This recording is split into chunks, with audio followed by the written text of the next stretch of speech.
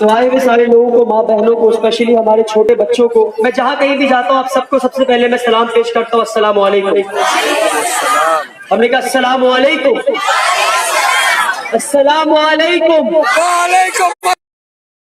हम लोग आजादी की फौज है और किसी भी फौज में पहली कतार में कौन होता है? किसी भी फौज में पहली कतार में उस फौज का सबसे जाबाज सिपाही होता है, उस फौज का सबसे जाबाज सिपाही। हमारे पहले कतार में कौन है? जितने लोग पहले कतार में खड़े हो जाइए, पहले लाइन में देखिए कौन है पहले कतार में, कौन है हमारे पहले कतार में? हमारे बच्चे। तो जरा ताली बजाइए इनके लिए। बैठिए आप लोग, बैठिए। और मैं कोई फोन करके नहीं बोला था कि मैं आ रहा हूं पहले कतार में, बच्चों को बैठा दीजिए। हिंदुस्तान के किसी भी कोने में जा रहा हूं, कहीं भी शाहीन बाग की तरह लोग बैठे हैं, पहली कतार में हमारे बच्चे बैठे हैं। और इसी बात से ये साफ हो जाता है कि ये लड़ाई हमारी नहीं, ये लड़ाई हमारी आने वाली नस्लों के लिए लड़ रहे हैं। कि कल को हमारी नस्लें जब हमसे सवाल पूछेंगी कि जब इस देश में हमें दूसरे दर्जे का शहरी बनाया जा रहा था तो अब्बा अम्मी आप क्या कर रहे थे, तो हम गर्व से कहेंगे कि हम सड़कों पर बैठकर इस मुल्क का संविधान पढ़ रहे थे। किसी ने मुझसे कहा कि 3 महीने से लड़ रहे हैं हम लोग और कितना लंबा लड़ना होगा, तो जवाब में मैं कहता हूं दिल ना उम्मीद तो नहीं नाकाम ही तो है, दिल ना उम्मीद तो नहीं नाकाम ही तो है, लंबी है गम की शाम पर शाम ही तो है।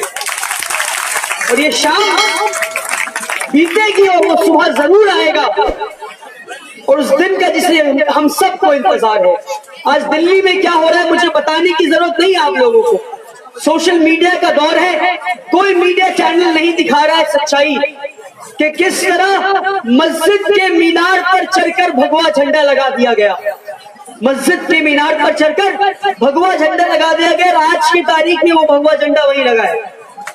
और दिल्ली अमेरिका में नहीं है, दिल्ली यहां से सिर्फ 1400 किलोमीटर दूर है। जो दिल्ली में हो रहा है इसकी कोई गारंटी नहीं कि यहां नहीं होगा। तो इस नफरत को हमारी जिम्मेदारी है कि हम रोकें कि किस तरह मस्जिद में घुसकर आग लगा दिया गया, किस तरह मजार में आग लगा दिया गया, किस तरह मुसलमानों को पकड़ पकड़ कर मार रहे हैं। मरने वाले हिंदू मुसलमान दोनों हैं, पर आग कौन लगा रहा है? आग बीजेपी लगा रही है, आग आरएसएस वाले लगा रहे हैं, पुलिस वाले पत्थर फेंक रहे हैं प्रोटेस्टर्स पर। ये कब से हो गया पुलिस पत्थर फेंक रही है?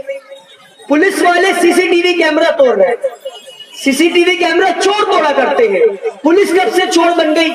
तो ये सब चीज किसके नाक के नीचे हो रहा है?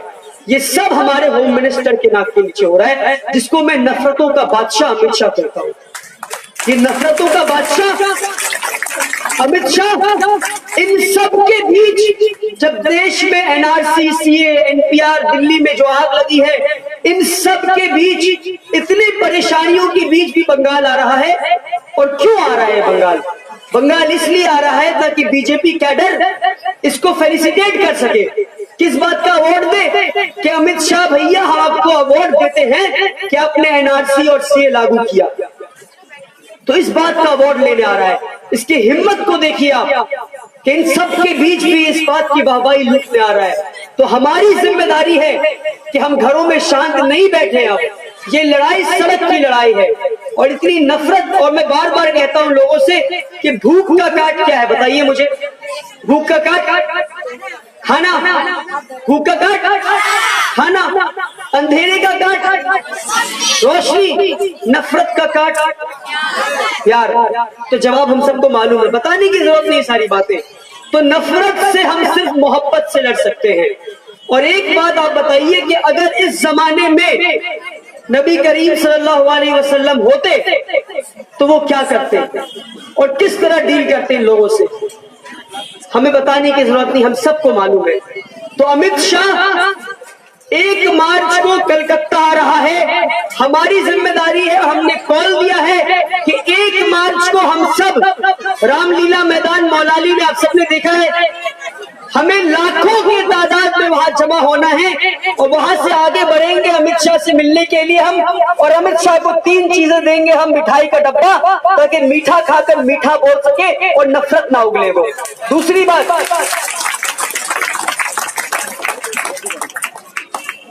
और एक लव लेटर देंगे जिसमें लिखा होगा कि ये हिंदुस्तान है, कलकत्ता है, जिसको सिटी ऑफ जॉय कहते हैं, खुशियों का शहर।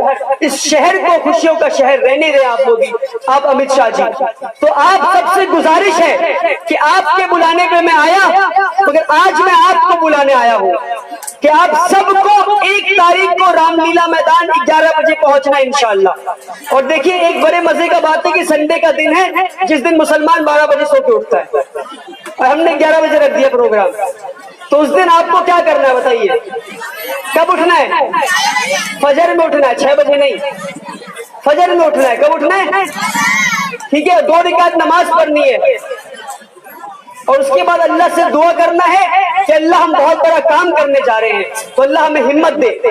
तो कितने तारीख को आना है? संडे का दिन। कहाँ आना है? जोर से बोले, कहाँ आना है? सुबह 11 बजे। उम्मीद करते हैं कि आप लाखों की तादाद में वहां जमा होंगे और अमित शाह को मालूम चले कि बंगाल उसे वेलकम नहीं करता, उसके नफरत वाली राजनीति को हम कहते हैं तुम हिंदुस्तान के बाहर रखो। मिलकर बोलो, मैं भी बोलूं, तू भी बोले, आजाद हमारा, आबाद हमारा,